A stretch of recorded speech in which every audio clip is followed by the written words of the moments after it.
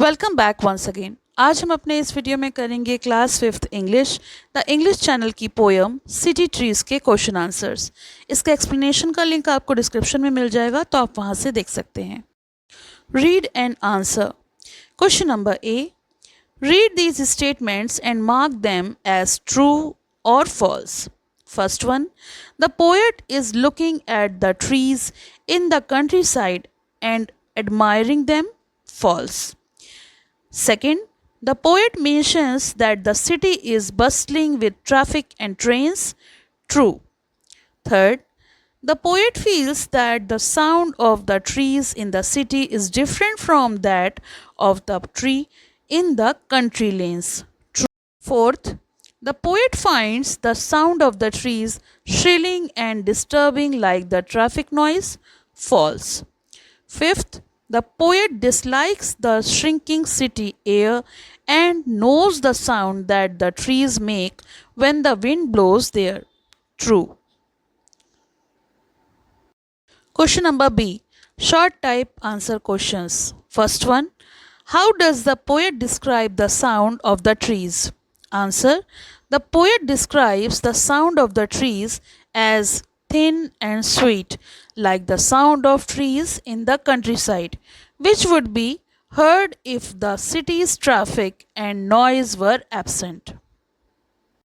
Question number 2. What makes the city roads different from the country lanes? Answer, the city roads are bustling with traffic and noise from trains, while country lanes are peaceful and quiet, allowing the soft sound of trees to be heard. Question number 3. Why do people stand under a tree? Answer, people stand under a tree to take shelter, especially from the rain. Question number 4. What does the poet think about the little leaves? Answer, the poet feels that the little leaves remain silent amid the noise of the city, but knows that they produce a soft, sweet sound when the winds blow. Question number 5. What sound would the trees make if there was no traffic noise in the city? Answer, if there were no traffic noise, the trees would make the sound as thin and sweet as the tree in country lanes. Question 5b. What does the word save mean here? Answer, in the context, the word save means except for or but for. The poet is saying that if it were not for the traffic and the trains, the trees in the city would make the same sweet sound as those in the countryside. Question C. Is the poet complaining or simply observing? Explain the reason. Answer, the poet is simply observing rather than complaining. He acknowledges the noise of the city, but appreciate the trees for their beauty and the subtle sound they would make in a quieter environment. There's no negative tone, just an appreciation of nature within a noisy setting.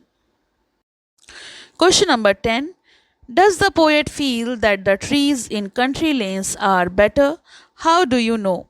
Answer, the poet does not explicitly say that the trees in the countryside are better.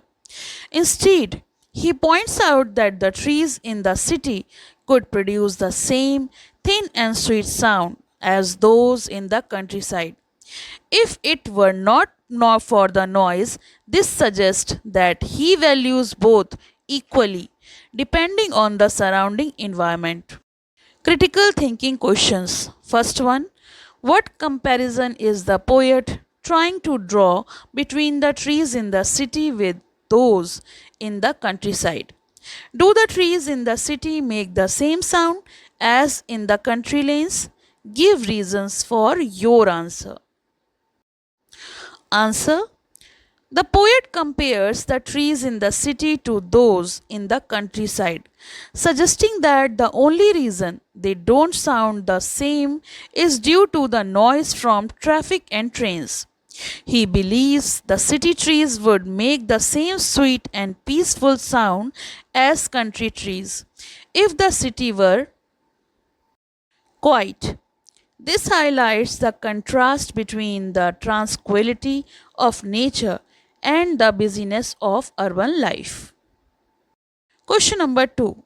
What is the tone in which the poet is describing the trees and observing them? Is he happy, sad, or nostalgic? Give reason for your answer.